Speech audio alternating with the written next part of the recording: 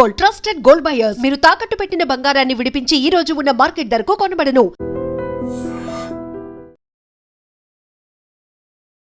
నమస్తే, welcome to I dream talking point with Kavitha.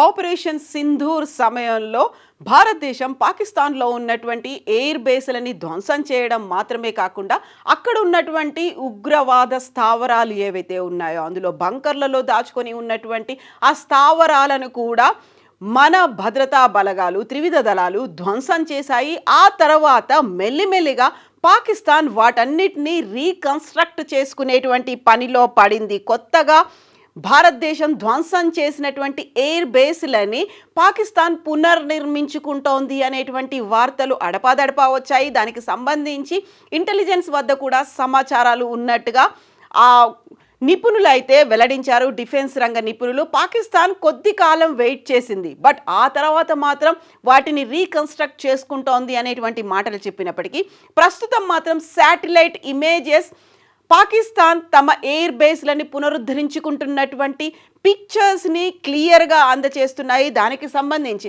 Operation Sindoor జరగక ముందు మురిద్లో ఉన్నటువంటి ఎయిర్ బేస్ ఎలా ఉండేది అనే దానికి సంబంధించి 16 ఏప్రిల్ 2025లో మురిద్ ఎయిర్ బేస్ అనేది ఈ ప్రాంతం మురిద్ ఎయిర్ బేస్లో అక్కడ ఉన్నటువంటి ఎయిర్ బేస్ చాలా క్లియర్గా ఉంది. యాజ్ ఇట్ ఈస్గా 16 ఏప్రిల్ నాకు అనిపిస్తోంది, బట్ అదే 10 మే 2025 మురిద్ ఎయిర్ బేస్ అక్కడే ఆపరేషన్ సింధూర్ సమయంలో త్రివిధ దళాలు అటాక్ చేశాయి. పైనుంచి వస్తున్నటువంటి క్షిపణులు కావచ్చు, బాంబుల వర్షం, రాకెట్లు, ఇవన్నిటి రూపంలో మురిద్ ఎయిర్ బేస్లో రూఫ్ అనేది ఈ ప్రాంతంలో డ్యామేజ్ అనేది ఏర్పడింది.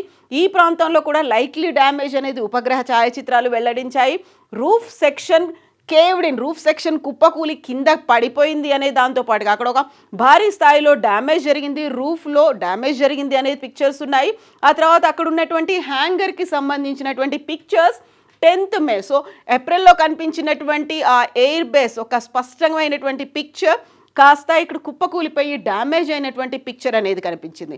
ఇక ఆ తర్వాత 2 జూన్కి సంబంధించి మురిద్ ఎయిర్ బేస్లో reconstruction activity under green tarpaulin మీద. యాక్చువల్గా ఈ గ్రీన్ టార్పాలిన్ కప్పడానికి కారణం ఏంటంటే ఉపగ్రహాలు ఛాయాచిత్రాలు తీసుకోకుండా, అంటే అక్కడ అండర్ కన్స్ట్రక్షన్ ఏమైనా జరుగుతుందా, అక్కడ యాక్టివిటీ ఏదైనా ఉందా అనేది కనిపించకుండా కవర్ చేయడానికి ఈ డ్యామేజ్ అయినటువంటి ప్రాంతంలో కన్స్ట్రక్షన్ అనేది ఉంది. అది ఉపగ్రహాలు పసికట్టకుండా ఉండడానికి ఒక గ్రీన్గా వేసినటువంటి టార్పాలిన్ అనేది 2 జూన్ 2025లో మురిద్ ఎయిర్ బేస్ దగ్గర తీసినటువంటి ఉపగ్రహ చిత్రాల్లో కనిపిస్తోంది.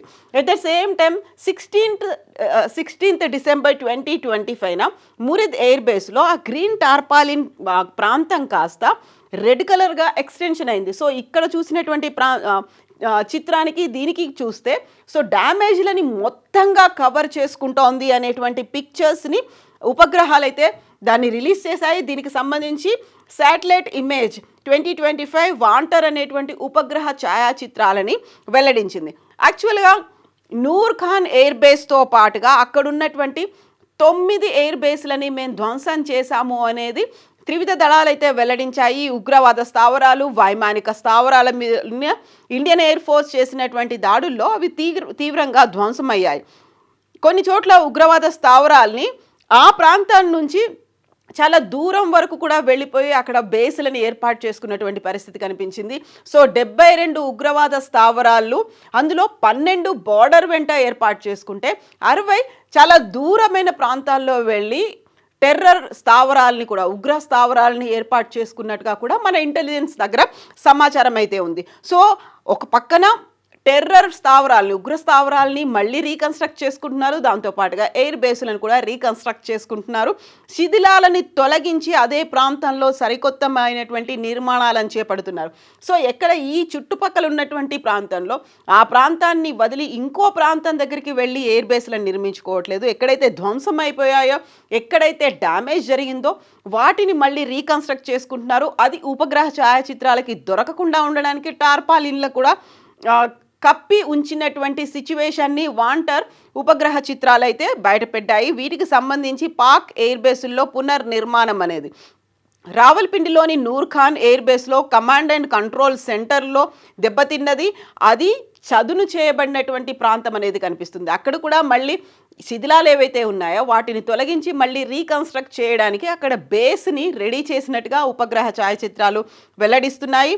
ఆ తర్వాత సరికొత్త 2 నిర్మాణాలు నూర్ ఖాన్ ఎయిర్ బేస్ దగ్గర కనిపిస్తున్నాయి. ఎట్ ద సేమ్ టైం ఆ రోజు సాయంత్రం కాల్పుల విరమణ కోసం అక్కడున్నటువంటి సైన్యాధికారులు మనకి కాల్ చేయడానికి ముందు, అంటే 88 గంటల పాటు కొనసాగినటువంటి ఆ చిన్న యుద్ధం కొనసాగడానికి ముందు కూడా ఈ ప్రాంతం నుంచే యాక్టివిటీ అనేది జరిగింది. ఆ ప్రాంతాన్ని కూడా ధ్వంసం చేశారు, దాన్ని పునర్నిర్మించుకుంటున్నారు.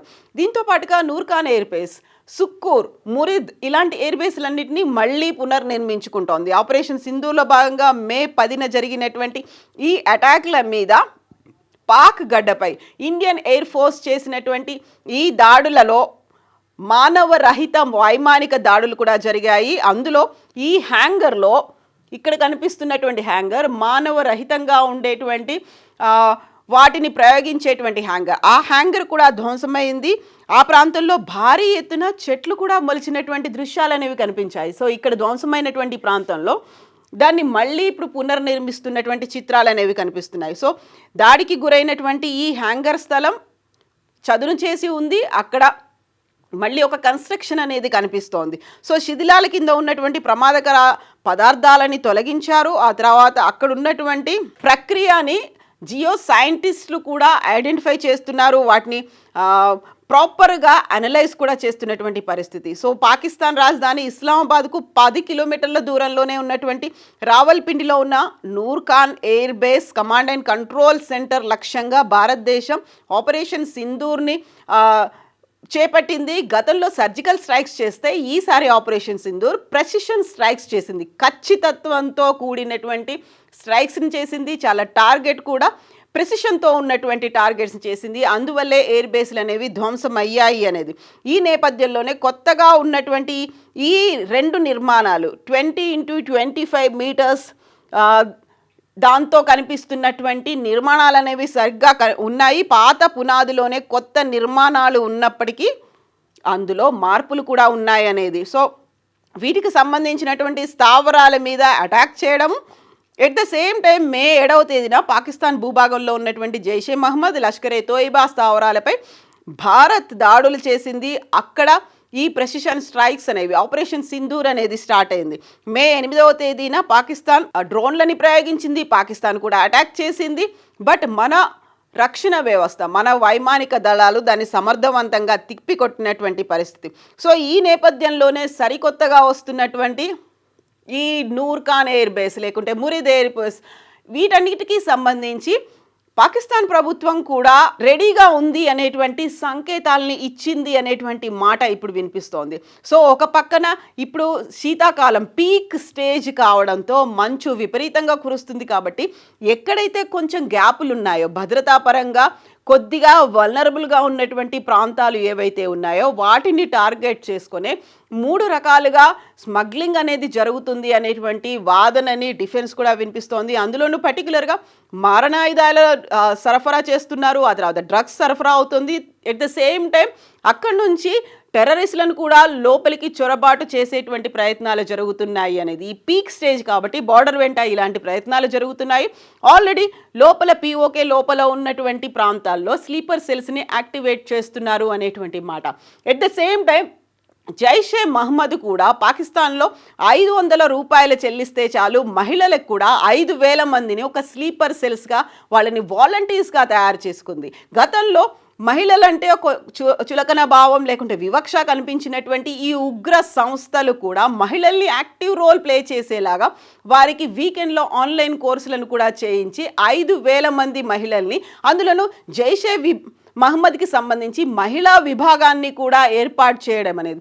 సో చాలా యాక్టివ్గా యాక్టివిటీస్ని పెంచుకుంటున్నారు, స్లీపర్ సెల్స్ని యాక్టివేట్ చేస్తున్నారు, స్మగ్లింగ్ అనేది అవుతోంది. ఎట్ ద సేమ్ టైం మహిళా విభాగాలు అండ్ ఎయిర్ బేస్లను కూడా పునర్నిర్మించుకుంటున్నారు. అంటే పాకిస్తాన్ చాలా ఈగర్గానే వెయిట్ చేస్తోంది అటాక్ చేయడానికి. అందులో భాగంగానే ఇప్పుడు జరుగుతున్నటువంటి ఈ డెవలప్మెంట్స్, లేటెస్ట్ డెవలప్మెంట్స్ అనేది ఖచ్చితంగా ఈ వింటర్ సీజనే చాలా మంచి ఫ్లెక్సిబుల్ టైంగా పాకిస్తాన్ భావిస్తోంది. ఒక పక్కన ఆర్మీని, ఇంకొక పక్కన ఈ ఉగ్ర మూకలు కూడా ఈ వింటర్ సీజనే అనువైనటువంటి సమయంగా భావిస్తున్నాయి అనేది డిఫెన్స్ రంగ నిపుణులు చెప్తున్నటువంటి మాట. And for more videos, Please subscribe to iDream. Please subscribe to iDream. Please subscribe iDream. And please subscribe to iDream. For more videos, subscribe to iDream. please like, share and subscribe to the channel. Congratulations, iDream. subscribe to iDream. Subscribe to iDream. So subscribe to iDream Media.